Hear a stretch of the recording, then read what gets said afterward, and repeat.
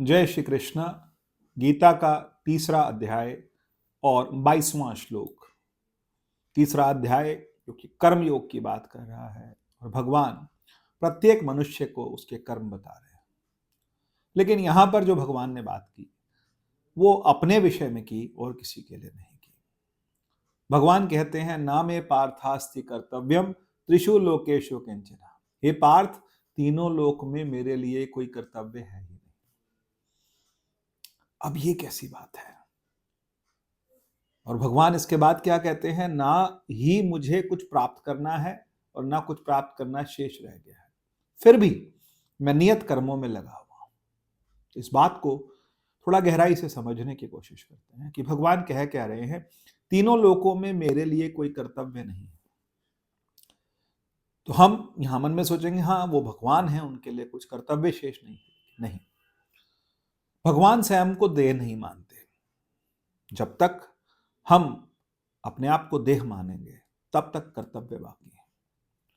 लेकिन जब हम देह नहीं मान रहे हैं, हम विदेह हो गए हैं, तो फिर उसके बाद भी लोग कर्तव्य करते हैं। जो कर्मयोगी होता है वो जान लेता है कि मैं देह नहीं हूं, मैं मन नहीं हूं, बुद्धि नहीं हूं, चित्त नहीं हूं, अहंकार नहीं हूं, फिर उसके बाद भी वो कर्तव्य करते रहते हैं।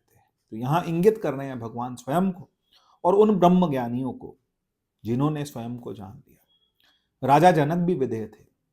कहते हैं जब मनुष्य का आत्म साक्षात्कार हो जाता है, भगवत प्राप्ति हो जाती है, स्वयं को मनुष्य जान लेता है, उसके बाद उसके लिए कोई कर्तव्य शेष नहीं रहता। और यही बात भगवान अपने लिए भी कह रहे हैं कि ये पार्थ, तीनों लोकों में मेरे लिए कोई कर्तव्य नहीं, कोई काम मेरे लिए बचा नहीं है, ना मुझे कुछ प्राप्त करना है और ना कोई नियत कर्म है। लेकिन भगवान स्वयं की मिसाल दे रहे हैं कि मैं नियत कर्मों में लगा हुआ हूं, मैं कर्तव्य छोड़ नहीं रहा हूं, कर्तव्य को करते हुए मैं जीवन वहन कर रहा हूं।